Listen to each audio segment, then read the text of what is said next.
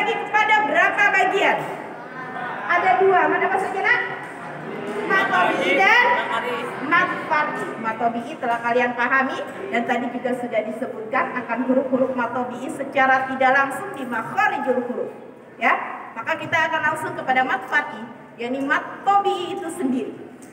Mat tabi'i apa sih? Mat tabi'i tadi sudah ya? Ya ini itu ada tulisannya tuh yang tulis. Gedein dong.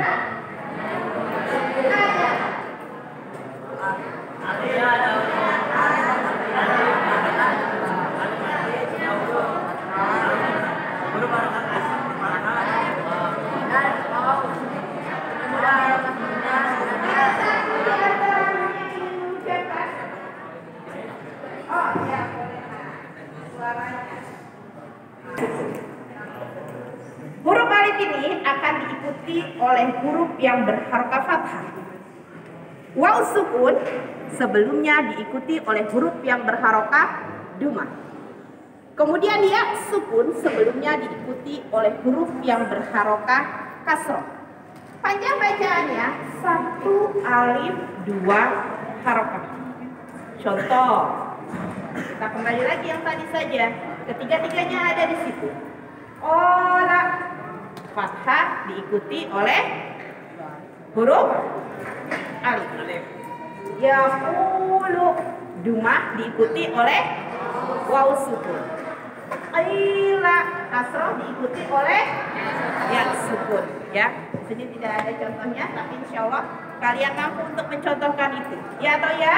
Ya. Alhamdulillah. Nanti kita buktikan bagaimana cara penulisan bacanya yang benar. Karena apa? Kalian akan mengajarkan kepada adik-adik kalian. Jangan sampai keliru untuk mengajarkannya. Karena apa? Kalau kita keliru mengajarkannya, maka akan fatal akibatnya dan akan berkelanjutan. Maka sebelum itu terjadi, ayo mari sama-sama ya kita mempelajarinya, kemudian mengamalkannya. Paham sampai di sini dengan ilmu tajwid mat tabi'i? Alhamdulillah. Kita lanjut. Berarti kemat arif lis sukun. Didapati di mana? Pengertian dari mat tabi'i itu sendiri. Pengertian bahasa Ustaz aja ya nak ya. Kamu boleh lihat bahasa yang ada di slide, silakan, tak masalah ya. Yang kamu pahami yang mana, itulah yang kamu terapalkan, tapi tidak menghilangkan tujuannya. Mat tabi'i. Mat tabi'i, ingat mat tabi'i. Mat tabi'i yang berada di akhir ayat bertemu dengan huruf hidup, bukan huruf mati, huruf hidup. Bertemu dengan huruf hidup dan diwakafkan. Contoh di slide apa itu? Inna al-musrifin. Nah, di situ matawi. Kasroh bertemu dengan ya sukun. Karena ya sukun ada huruf hidup. Karena nun berharokat fathah, maka fathah itu katakan huruf hidup. Al-musrifin. Panjang bacaannya di sini untuk alif sukun beragam. Ada yang dikatakan biasa, ada yang dikatakan sedang, ada yang dikatakan sempurna. Kalau biasa apa harokatnya? 2 harokat, 1 alif 2 harokat. Kalau sedang 4, 3 alif 6 harokat. Biasanya yang kalian baca kalau di akhir adalah sempurna, istimewa ya. 6 lebih nyaman sepertinya yang 6. Al-musrifin lebih nyaman dibanding dengan al-musrifin fin. Seperti itu. Ya, oke, nanti bisa dicontohkan. Sampai di sini paham nggak? Ya, untuk mad arid disukun. Ini familiar. Biasanya di akhir ayat. Ingat-ingat ada mat tabi'i terlebih dahulu, kemudian diikuti oleh huruf hidup ya, dan diwakafkan. Apa makna dari kata wakaf? Berhenti. Wakaf berhenti, mati, sukunkan. Ya nak ya. Panjangnya beragam. 2, 4 dan 6. 1 alif, 2 alif dan oke. Paham sampai di sini? Oke, lanjut bisa? Oke. Ingat, yang paham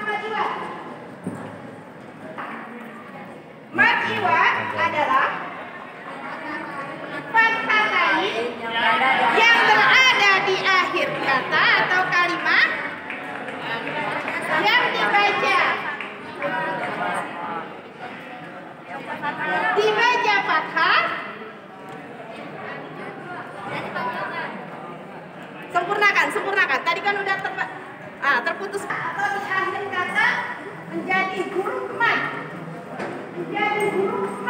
Maka tadi yaitu fathah diikuti oleh alif. Apabila ada huruf yang berharokah fathah tanwin di akhir kalimat dibaca fathah, ya, dibaca fathah. Kalau di situ dikatakan tulisannya mat, kembali ke matobi karena fathah diikuti oleh huruf alif. Yang kalian pahami seperti apa? Mat iwad adalah apabila fathatain di akhir kalimat kemudian dibaca fathah, dibacakan berapa? Satu alif atau dua harokat. Pintar. Contohnya apa, Nak? Wa inna ma'al usri yusra. Ada lagi? Wal adiyati dhabha. Tulisannya dhabhan dibaca seperti ini. Tulisannya yusran dibaca itu diperhatikan ya, Nak. Kecuali tak marbutoh, ada kecualinya. Kalau tak marbutoh berharap fathah tanwin, dia dibaca fathah atau dibaca sukun? Dibaca sukun. Pintar. Berarti selain tak marbutoh, ya. Bisa dipahami di sini? Mengerti sampai di sini? Alhamdulillah. Kemudian, ya. Coba kamu perhatikan.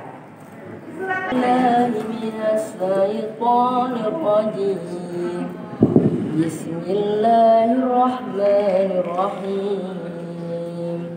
Alam nashrah laka sadrak wa wada'na anka wizrak alladhi anqadha zahrak wa rafa'na laka dhikrak fa inna ma'al usri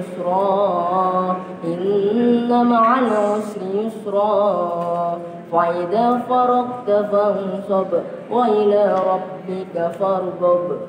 Allahul azim. Fa inna ma'al usri yusra. Terus inna ma'al usri yusra. Ada mat alif disebut tidak di situ? Tidak tahu. Jangan ragu dalam segala hal, tidak usah ragu. Fa inna ma. Mana nih? Karena tidak bukan. Faiza betul. Ya, pendapat temanku saja. Yang mana?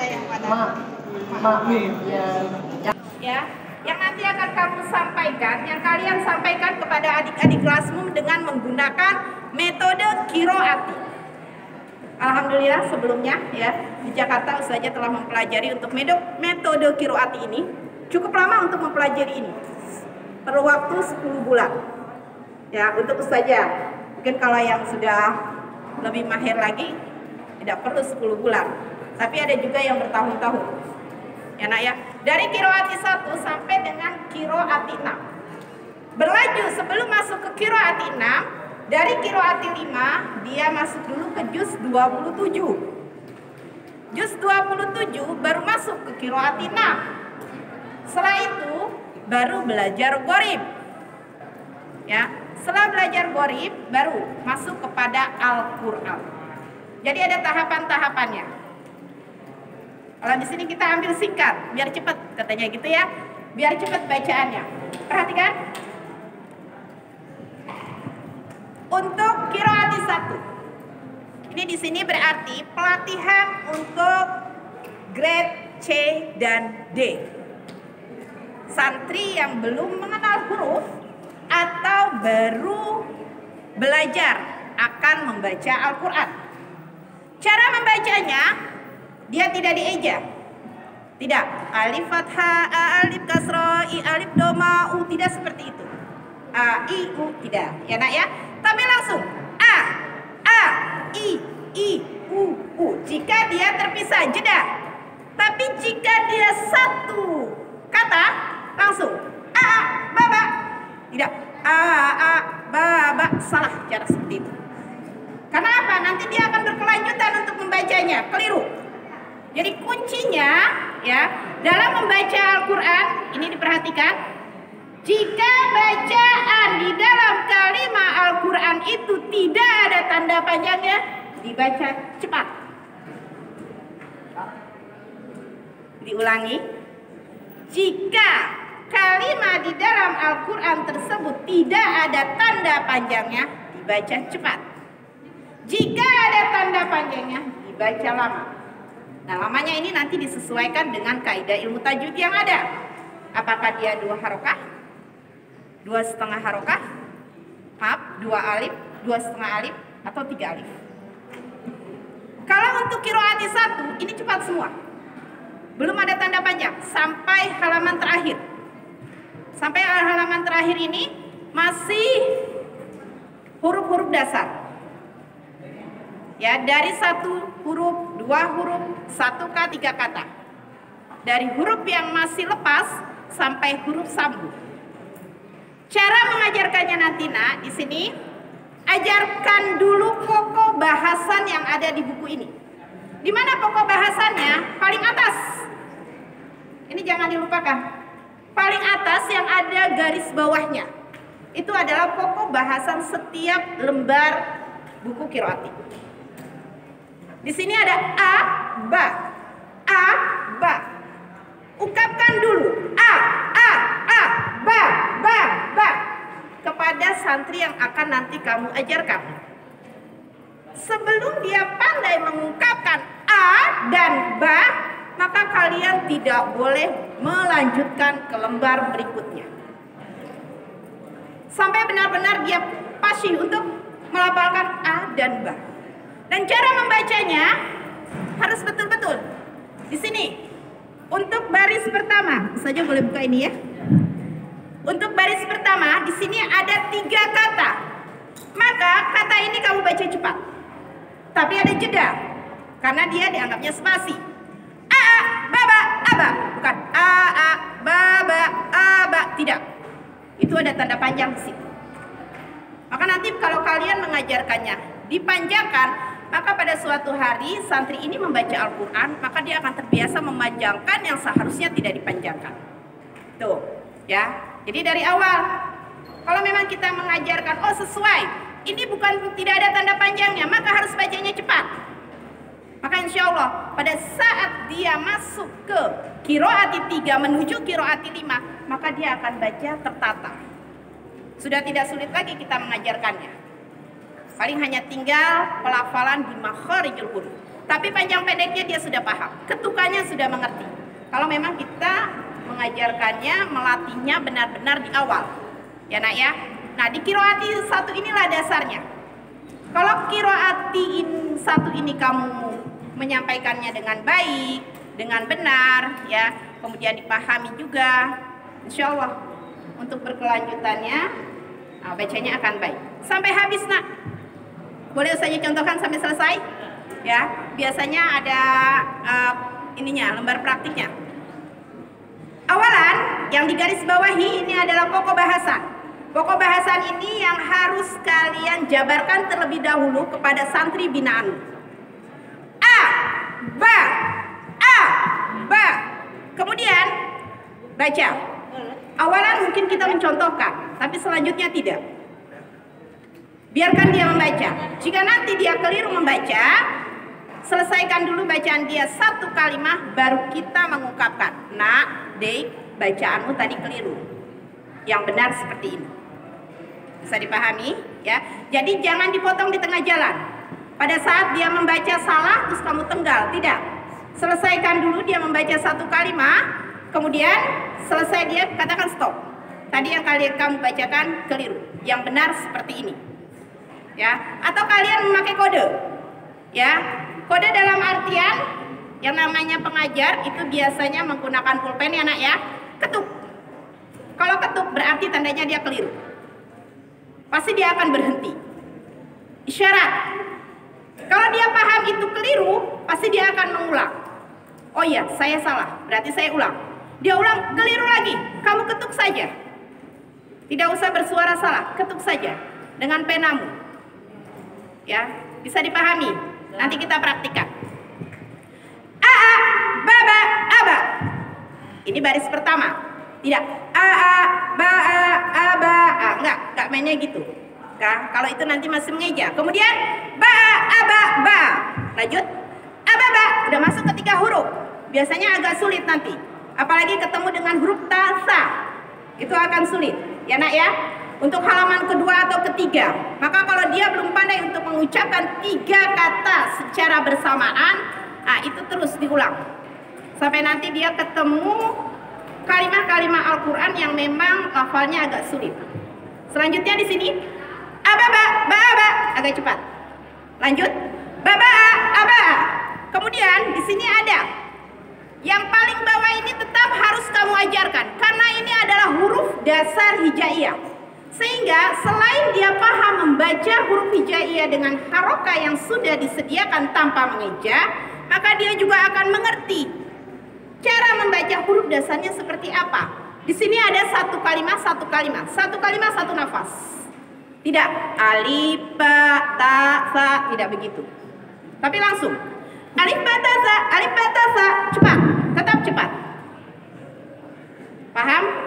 Karena nanti di sini akan banyak sekali kalimat-kalimat di bawahnya. Ya. Nah, di sini ada 3 spasi, berarti ada 3 kali nafas. Alif, ba, ta, sa, abata, atasa.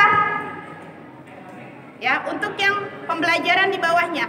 Jadi diajarkan lafalnya sampai benar-benar dia bisa. Kalau dia belum pandai untuk mengucapkan huruf-huruf dasar yang ada di bawah ini, berarti dia belum lulus di halaman berikut. Belum lulus di halaman yang dimaksud. Berarti tidak boleh dulu dilanjut ke halaman berikutnya.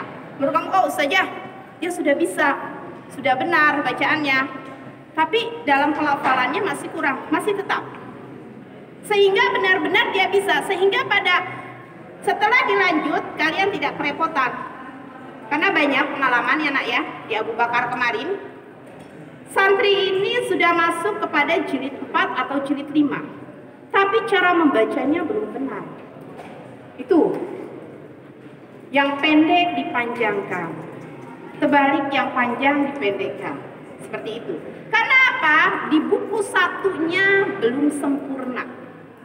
Kalau buku satunya sudah sempurna, insya Allah buku 2, 3 sampai dengan buku 6 sempurna. Di sini karena buku 1 sudah mulai dengan kalimat sambung. Di akhir ada.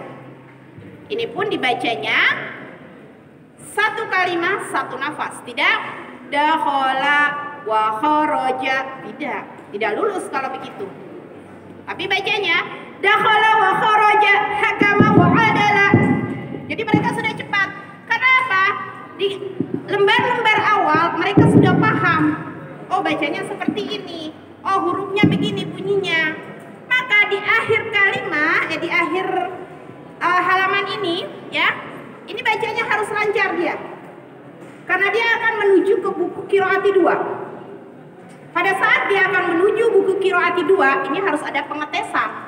Pengetesan Qiraati 1. Dalam artian apa? Boleh kamu acak mengetesnya. Di halaman berapapun, kalau dia sudah pandai, berarti dia bisa. Lulus dia. Tapi kalau dites, dalam halaman yang kamu tes, atau baca mundur, ya nak ya, ada kekeliruan, maka stop. Dia belum lulus ke buku 1. Besok ulang lagi pengetesannya. Sampai benar-benar dia paham, tidak ada kekeliruan, baru masuk ke buku 2. Ya, jadi bukan saja kasihan, kan sudah lama. Tidak begitu nak untuk belajar Al-Quran, ya. Bisa dipahami. Kalau kamu kasihan, kemudian dia keliru, kamu kasihan dilanjut, fatal nanti akibatnya. Lebih baik dibina dulu pelan-pelan. Tak masalah, tinggal dipahami kepada adiknya. Tidak usah malu, gitu ya. Kamu diperbaiki, disempurnakan. Sehingga nanti kalau sudah bagus, sudah baik, silakan lanjut kedua. Karena ada kalimat apa di bawah sini? Alhamdulillah, jilid 1 telah selesai. Selanjutnya pelajaran pindah ke jilid 2. Ada perintah di sini ya. Semoga pelajaran jilid 2 tidak menjumpai kesukaran seperti waktu belajar di jilid 1. Ini sempurnakan dulu.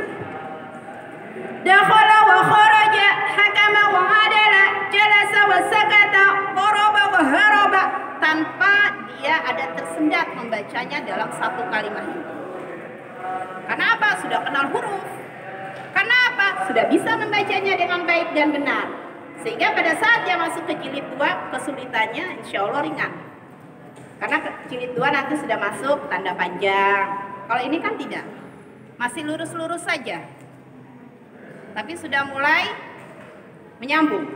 Dari awal dia terputus, ya, satu huruf demi satu huruf, satu kata demi satu kata, kalimah demi kalimah. Nah, akhirnya sampailah kepada pembelajaran Al-Quran. Nah, di sini diberikan buku 5, langsung ke buku 5 nih. Ya, ini buku 5 nak. Buku 5 ini sudah belajar masuk ke ilmu tajwid sebenarnya. Tanpa kamu sadari, anak. Alhamdulillah. Ya, perhatikan. Terima kasih. Ternyata waktu yang disampaikan telah cukup 30 menit. Ya, jika ada kekeliruan dalam penyampaian, saja mohon maaf ya.